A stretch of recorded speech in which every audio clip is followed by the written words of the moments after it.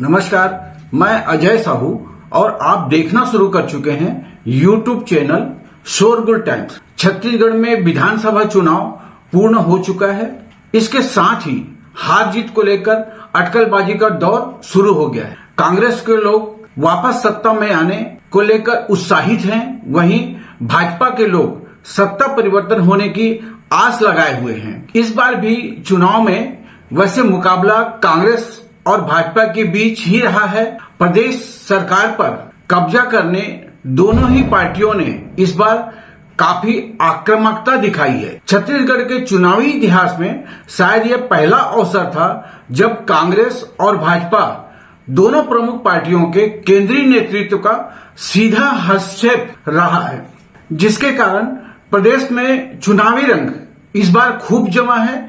साथ ही आरोप प्रत्यारोप का हमला जमकर हुआ है। चुनाव के बाद वोटिंग के आंकड़ों से यह कहा जा सकता है कि चुनाव को लेकर वोटर्स में उत्साह भी अच्छा रहा है। चुनाव के बाद हम लगातार 6 दिन जिले की 6 विधान सीटों को लेकर चर्चा करेंगे। वैसे जिले में 2 सीटें हाई प्रोफाइल है। प्रदेश भर के राजनीतिज्ञों की नजर इन सीटों पर रही है, लेकिन आज हम अपनी पहली रिपोर्ट की शुरुआत पाटन सीट से करेंगे।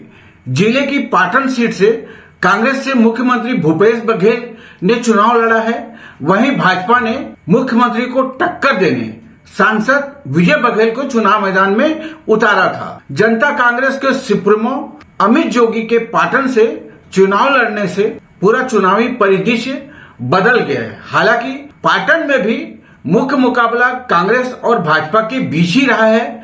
जिले में सबसे अधिक वोटिंग भी पाटन में हुई है और वोटिंग का अंतिम आंकड़ा 84.27% दर्ज किया गया है। साल 2018 के चुनाव में पाटन क्षेत्र में अच्छी वोटिंग हुई थी और वोटिंग का आंकड़ा 83.19% दर्ज किया गया था। पिछले चुनाव और अभी के चुनाव में परिस्थितियां काफी बदली हुई थी। पिछले चुनाव में विधायक भूपेश बघेल चुनाव लड़े थे, इस बार मुख्यमंत्री बघेल चुनाव लड़े हैं। इस कारण पाटन की सीट प्रदेश में सबसे हाई प्रोफाइल सीट होने से प्रदेश की नजर इस सीट पर रही है। चुनाव के बाद वोटिंग के आंकड़ों को लेकर बुरा भाव का दौर शुरू हो गया है, लेकिन फिलहाल अभी कोई यह कहने की स्थिति में नहीं है कि जीत का सेहरा किसके सिर पर होगा।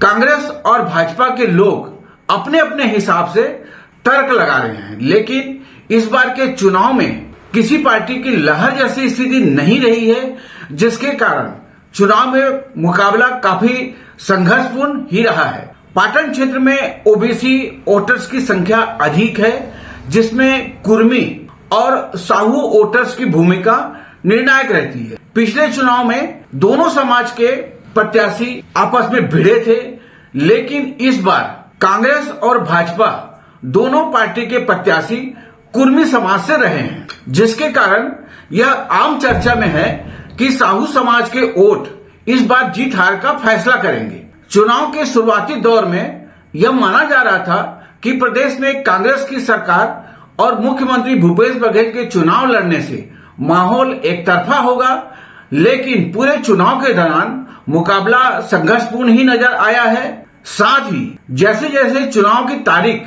निकट आते गई है, वैसे वैसे भाजपा प्रत्याशी विजय बघेल की उम्मीदवारी मजबूत होते गई है। बता दें, इससे पहले भी 2008 के चुनाव में वर्तमान प्रत्याशियों के बीच मुकाबला हुआ था, जिसमें मौजूदा सांसद विजय बघेल ने जीत दर्ज की थी। उस समय परिस्थितियां बिल्कुल अलग थी। 2018 के चुनाव में कांग्रेस की ऐतिहासिक जीत के बाद प्रदेश में कांग्रेस सरकार काबिज रही है। इन 5 सालों में पाटन के विधायक मुख्यमंत्री भूपेश बघेल के होने से क्षेत्र में राजनीतिक फिजा भी काफी बदली है।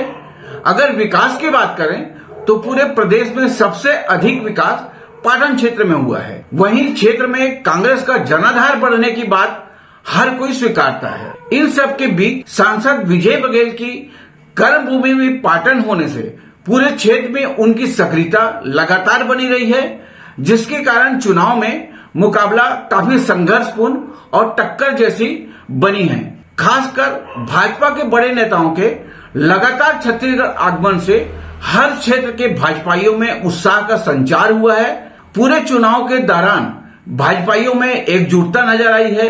वहीं प्रधानमंत्री मोदी की गारंटी ने वोटर को भी सोचने को मजबूर कर दिया है। वहीं कांग्रेसी भी सत्ते में आ गए हैं, जिसके कारण अब खुलकर कहने की स्थिति में कोई नहीं है कि चुनाव में जीत का सेहरा किसके सिर पर होगा। घोषित चुनाव कार्यक्रम के अनुसार 3 दिसंबर को वोटों की गिनती होगी। इसके बाद ही सही स्थिति स्पष्ट हो सकेगी। वोटों की गिनती से पहले पाटन क्षेत्र में चुनावी गणित को समझने की कोशिश शोरगुल टाइम्स ने की है।